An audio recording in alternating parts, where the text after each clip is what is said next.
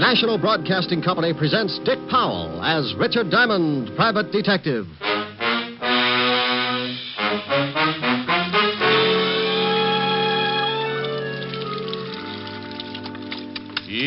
E-A-O-E. E-A-O-E-A.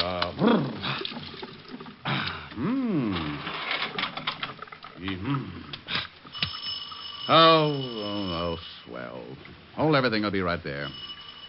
Okay. Just let me get a robe on. Coming. Yes. Yes,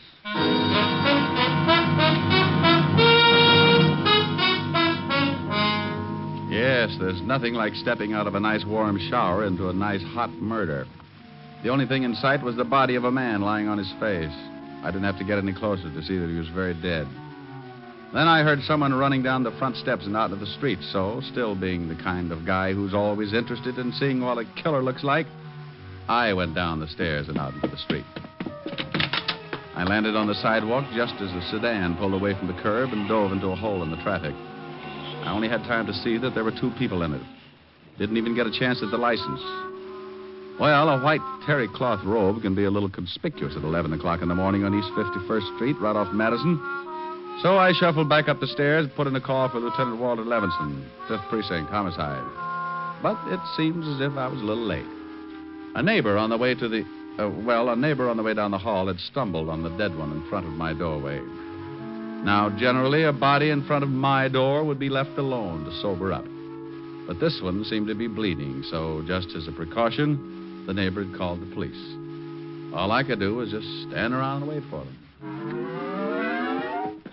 Wouldn't you know it, Otis? Wouldn't you know it? Finally got to be right in his own building. Yeah, Lieutenant, and she said it was right in front of his own door. That's around this corner. Oh, what'd you say the name of the woman was who turned in the alarm?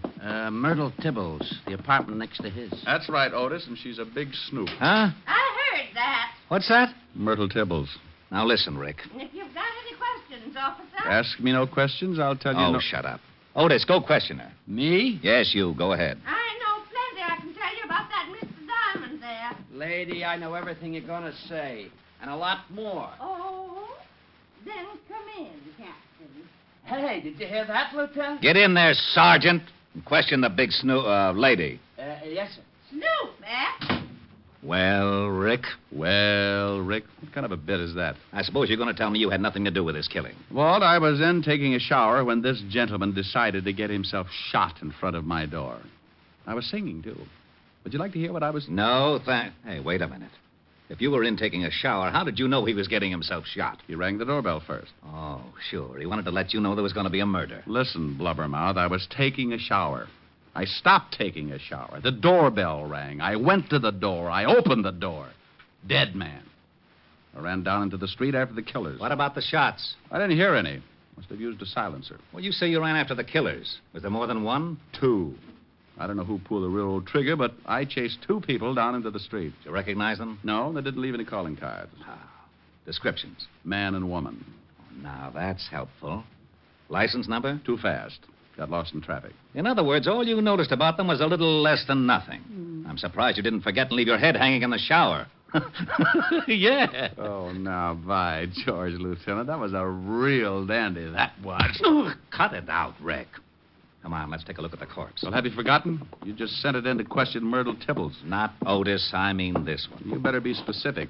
I've known a lot of coroners to get pretty confused when Otis was covering a homicide.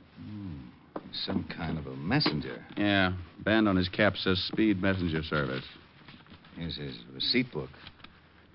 Only one entry. Richard Diamond, Apartment E, 53 East 51st Street. Nothing else. Would you want any more? I'm honored. Now, what the devil could he have been delivering? The reason he got shot, probably. Huh? Yeah, Myrtle. Lieutenant. Yes, Sergeant. Go ahead and ask him, Otis. Oh, no. Yeah, young love.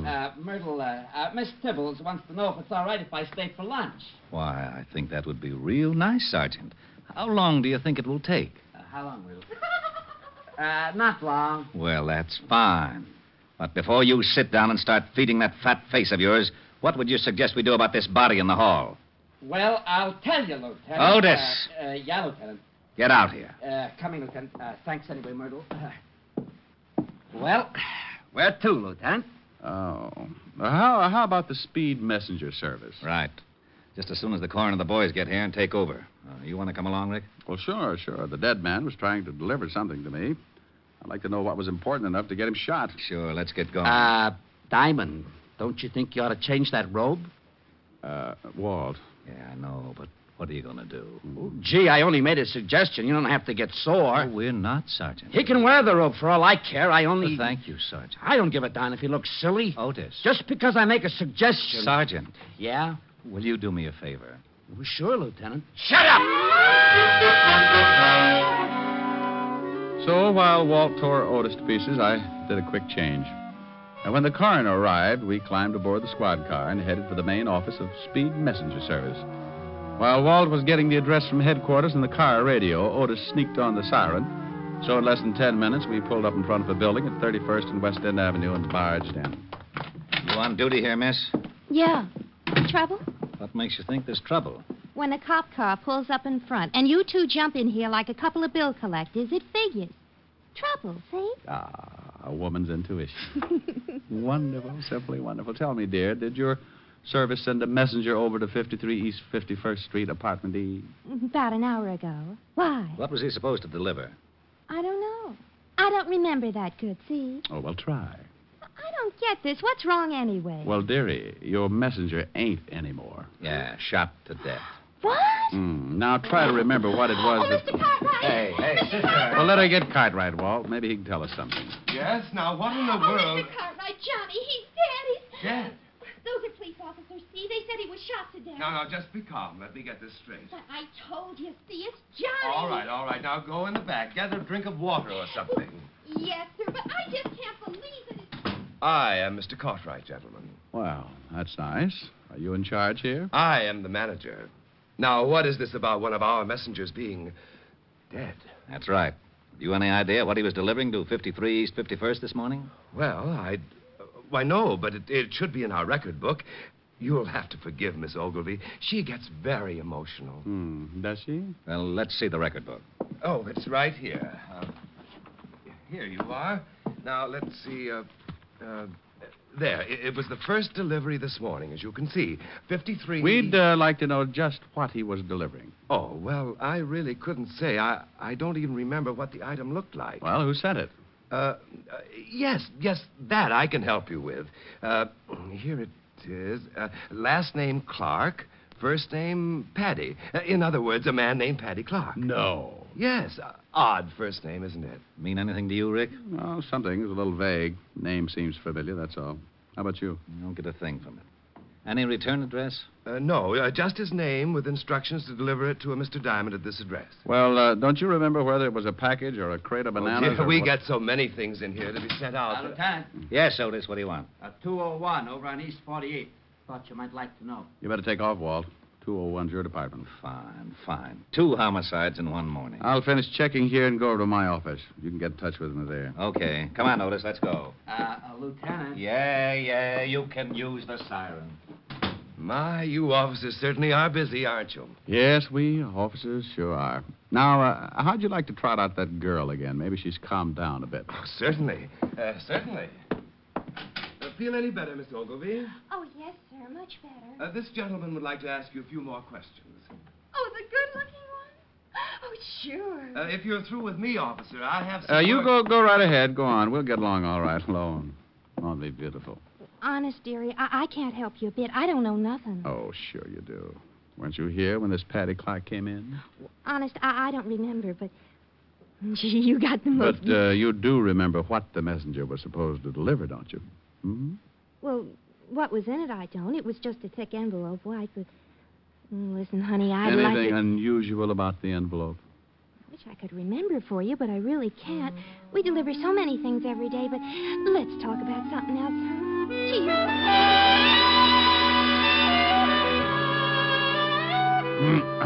Well, after all, there was no reason in the world why she should remember one particular envelope, so, making like a good cop for Walt's sake, I scribbled down her name and address. Then headed for my office at the corner of 51st and Broadway. I stopped in the lobby for my morning supply of cigarettes and was about to step in the elevator when a big fat hunch, that's right, hunch, grabbed me by the arm and turned me back into the direction of the tobacco shop. That's the place I've been stopping at every morning for the last 6 years. And it was run by a little guy with a twitch in his right eye. A little twitch and a last name Clark. And a first name Paddy. Back for something else, Mr. Diamond? Yeah, Max. Where's Paddy? Oh, he called up the other day and says he was going out of town for a couple of days or so. Oh, is that it? I missed him the last couple of mornings. Well, you know, he got 3 stands to look after. Yeah, that's right. Say, tell me, where's Paddy live?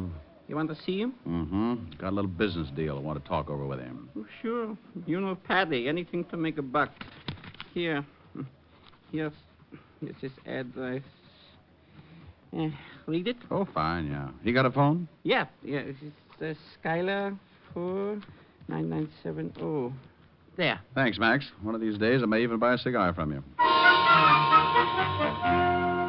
Funny how things like that can happen sometimes. The name of Paddy Clark had seemed familiar, but I couldn't place it. Only because I'd been doing business with him every day for 6 years and didn't think to look that close. I grabbed the elevator, went upstairs to my office, and put in a call to Mr. Clark. Yeah? Paddy? Who wants him? Oh, no. Rick. Hello, Walter. What's new? You know perfectly well what's new. What do you think I'm doing over here? Well, now, let me guess. Riddle homicide? You know that's why I come over here in the... Now, wait a minute. Yes, Lieutenant. How did you get this phone number? Paddy Clark dead? The deadest. Now, how'd you get the number? I, looked in the book. It's not in the book. It's a hall phone listed under the apartment name. I asked my Ouija board. Powell. Okay, Groucho. Paddy Clark owns a cigar store in my building. Well, why under the sun didn't you tell me that in the first place? You said you didn't know him. I said the name was vaguely familiar. All right. How was Paddy killed? Shot. Coroner's on his way. Look, I'm not far from your office. I'll be over as soon as he gets here. I'll have a candle in the window. Bye. To the happy people.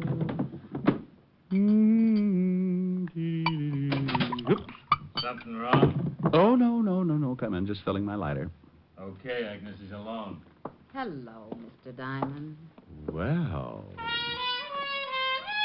And in came Agnes. And this was the type of girl easily recognized. About 5'5", with more curves than the World Series. And the one thing that really set her apart from the rest, a great big .38, complete with silencer. Her boyfriend took out a cute little .45 and leaned against the door, while Aggie swayed over to my desk like a mull cobra. All right, Diamond. Let's have the envelope. Honey, could you point that thing the other way? My skin is beginning to crawl out of my shirt. I want the envelope, Diamond. And if you refuse to give it to me, I really wouldn't mind killing you. You know, I think I'd like to give it to you if I knew what you were talking about. I hope we're not going to have to play games, Diamond. Well, something like post office might not be so bad. Drill him, Aggie, and we'll search the place. He's got to have it somewhere. I'll handle this. I want the white envelope Paddy Clark sent you this morning. And I thought you, too, got it after you killed the messenger boy. Now, I don't know what you're talking about. Seems to me I chased you into the street. Saw you climb into a car and take off. The guy in the white robe. So if you two knocked off the messenger boy, you must know I don't have the envelope. Too bad, but I didn't even get to the door until after you'd shot him. We didn't shoot the messenger. What was in the envelope? You know what was in it. Go on, Aggie. Show him we ain't kidding. Oh, shut up. We didn't shoot the messenger, Diamond, but we are going to get the envelope. Where is it? Hey, that siren's pulling up out in front. Why didn't you search the messenger? You had a gun. You didn't have to worry about me if I showed at the door. Well, we got an envelope off him, all right. Empty. Hey, what are you doing, Paul? Taking a look out in the street. Hey, Police. prowl car. 2 guys coming in this building. Some of your friends, Diamond? You say the envelope was empty? What if they are some of his friends? What if they found Paddy? I told you to shut up. Why'd you kill Paddy? You knew he'd already sent the envelope. Knock him off, Agnes. Quiet. Hey, somebody getting out of the elevator. You keep your face shut, Diamond. Paul, get over behind the door. What are you going to do? Diamond, you stay right there at the desk. Say one wrong thing, and you and a couple of more get dead. My. Hello, Rick. I got over here just Good night, Lieutenant. Good night. Good night. Oh, what you mean is good afternoon. Ooh. Believe me, Walt, I meant good night.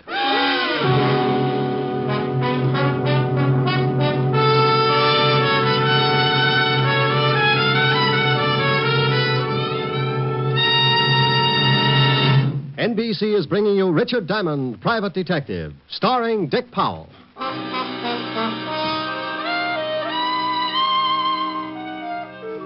Yes, dear sweet little Agnes had slipped out from behind the door and let Walt have it right behind the ear. He went down like a 16-pound shot in an elevator shaft. Then Aggie and her playmate started backing off.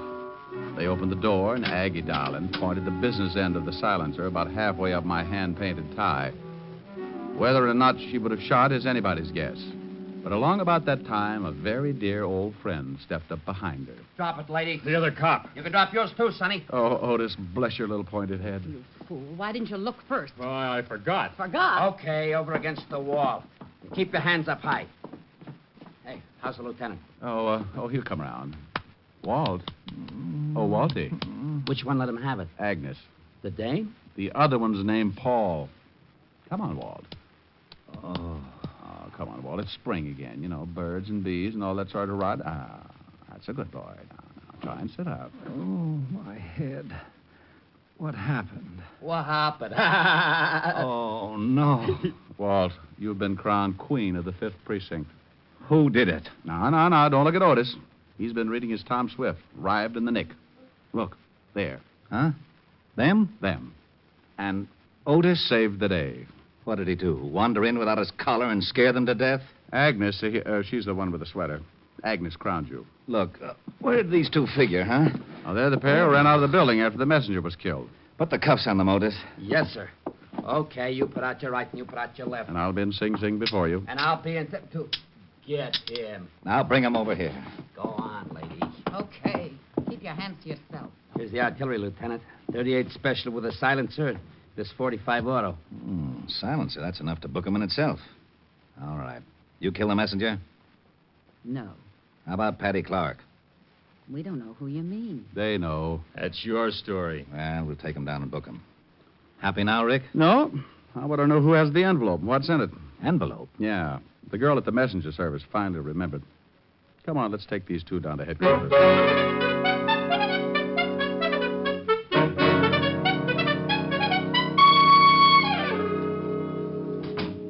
Well, they're still not talking. Did you find anything in the files? Both have records.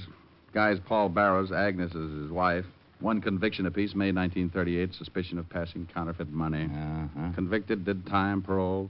Oh, you got a fresh address on them? They've been living in Flatbush. Otis went over with some of the boys to check. Good. And here's some fancy news. Just yesterday, the FBI started watching all of Paddy's cigar stores as possible fences for phony money. Yeah? Well, then it ties. Come on, I want to take a look at Paddy Clark's room.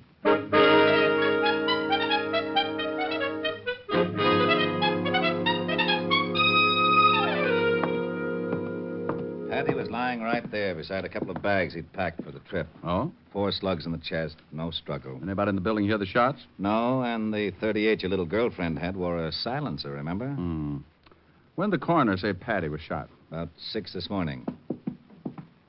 What's that? Oh, a little address book. Paddy must have used the speed messenger service more than once. Look, see here? Here's the address and phone number. Now, Walt, let's go over and take a look at Agnes and Paul Barrow's place in Flatbush. See what Otis has found out.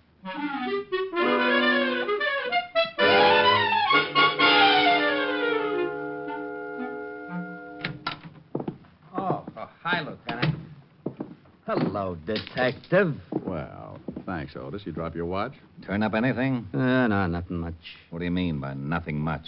Well, nothing. That's what I was afraid of. Hey, is there an address book around here anywhere? Over by the phone. Why? Just getting my jollies, Otis. Love to look at new numbers. Now, see if Speed Messenger Service is listed. Yeah? Yeah, right here on the back page. Walt, Yeah? Paddy was killed at 6 this morning, huh? Right. 6 this morning. You know, I wonder when he gave the messenger service that envelope. You know, the one addressed to me? Well, the place wouldn't have been open at 6 this morning, so it must have been sometime yesterday. That's right. And back in his room, his bags were all packed. Well, I think he wanted to make sure he'd be out of town before I got that envelope. I'm way ahead of... Hello, Henderson? Levinson. Find any plane or train reservations for Paddy Clark? Well, if you didn't, I'll show you where I keep that bottle of lighter Yes. fluid in my office. Does that include me too, Diamond? There's only one bottle, Otis. Rick, Paddy had tickets for a plane to California and then a boat to the Philippines. Walt, I'll lay you even money that Agnes and that Paul character didn't knock off the messenger or Paddy Clark. What? All they wanted was that envelope. Envelope? That's why they came after me, and Paddy didn't have it. No? Then who has? Otis, stop sneaking up. Now, Rick, what about the counterfeiting angle? Otis, go over and check on the speed messenger service. See if anybody could have pilfered that envelope and put another in its place or something. And be sure to call me. Why don't we do that? On account of we're going back to the precinct and talk to Agnes Barrows.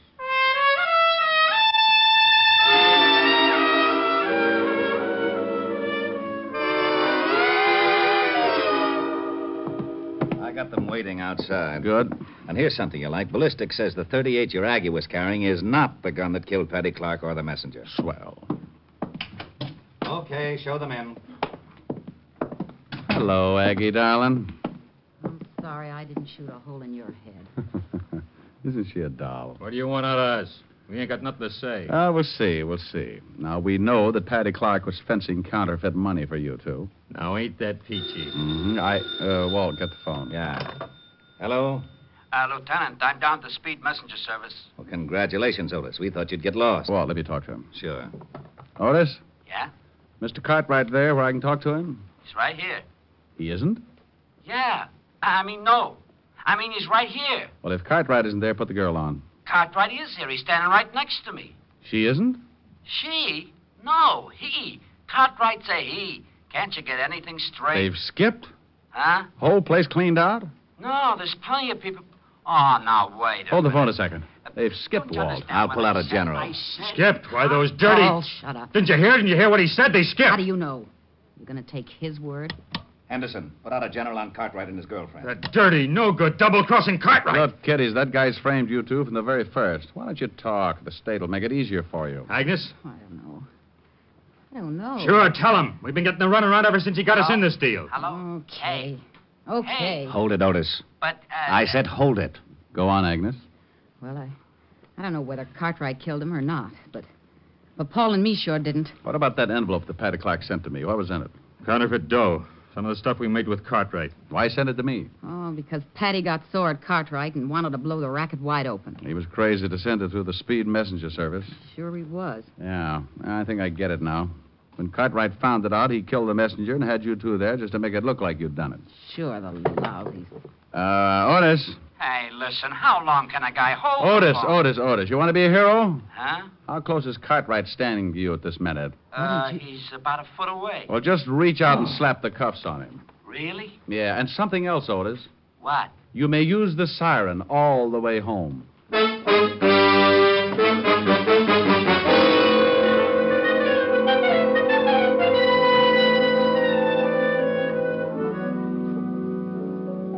Oh, Rick, it's nice to have you here with your face in one piece. Yeah, lucky, ain't I? That's pretty. Why don't you sing it? Well, I... Oh, no. Let me get it. It's got to be Walt. Yeah? Rick, I just wanted to let you know that Cartwright was behind the whole setup. Printed the stuff right down the basement of the speed messenger service. Rick? Harold Abernacher speaking. Owner of the largest hog ranch this side of Little Rock. You don't say. Sure did. What's the matter? You need an ear horn or something? Rick, so help me if you don't stop this. Our name's Harold, Bud. Harold. That's it. That's my name. Now, you just hang on and let you mash your molars with the missus. I don't want to mash my molars with a missus. I want to She talks louder than I do. Used to call the hogs herself, you know. Lula Bell? Lula Bell. Howdy. Having trouble with your hearing, huh? Now, Helen, listen. Calling me Harold? No, friend. My name's Lulu Bell. Maybe you got the same trouble like my Uncle Zeke. Used to stick a plug of tobacco in his ear overnight and always forgot it. Oh, my gosh. Yeah, we thought he's plumb deaf till I started calling the hogs and it shook the tobacco loose. Now, you just relax and I'll unplug you. Oh, this is ridiculous. Worked for Uncle Zeke. Hold on to your teeth. Find any loose tobacco? He hung up. Give me the phone.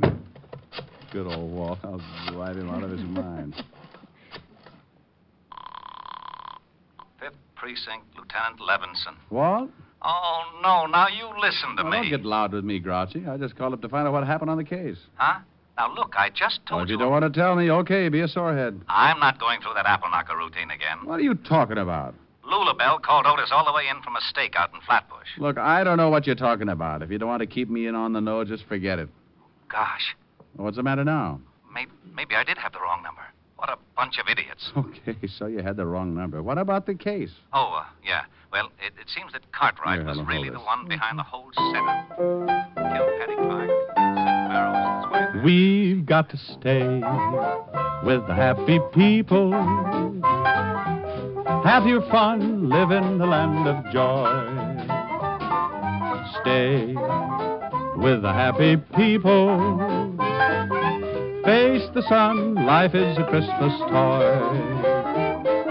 Down through the endless ages, tears have been contagious. And take it from me that misery is looking around for company. So stay, stay, stay with the happy people.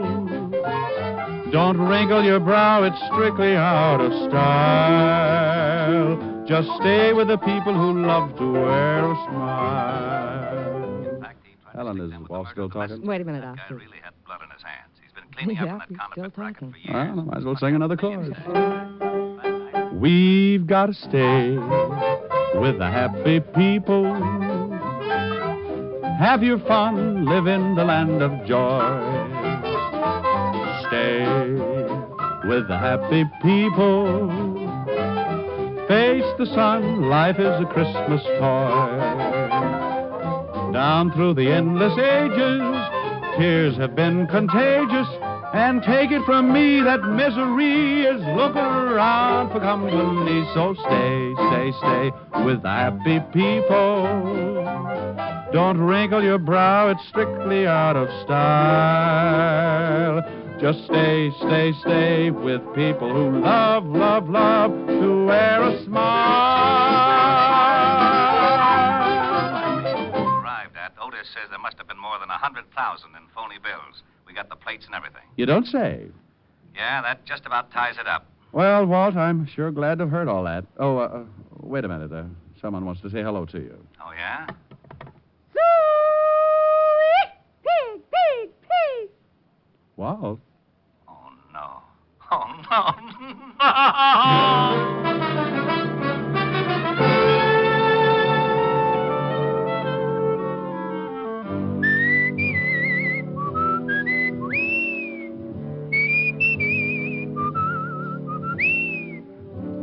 You have just heard Richard Diamond, Private Detective, starring Dick Powell. Lieutenant Levinson was played by Ed Begley. Also in the cast were Virginia Del Valle, Wilms Herbert, Lucille Meredith, Michael Ann Barrett, Carlton Young, and Frank Gerstle. Music was under the direction of Frank Worth. Tonight's show was written by Blake Edwards, and the entire production was under the direction of Jack Johnstone. Dick Powell currently may be seen in the motion picture version of the best-selling novel, Mrs. Mike. There's more thrill-packed listening for you throughout the week when NBC presents other great adventure mystery dramas. Night Beat and Dangerous Assignment are two action-filled shows you'll want to make a steady date with every Monday night over most of these NBC stations. Yes, on Monday, travel the Night Beat of the Chicago Star with newsman Randy Stone. There's poignant adventure as Randy searches the city at night for an unusual and intriguing story. Also on Monday, join Bryan Donlevy in Dangerous Assignment. As Steve Mitchell, soldier of fortune, Donlevy journeys to the corners of the earth in search of adventure, fortune, and fair play. Yes, now on Monday, hear two great adventure mystery programs, Night Beat and Dangerous Assignment, on NBC. This is Eddie King inviting you to be with us next Wednesday at this same time, when we will again bring you Dick Powell as Richard Diamond, Private Detective.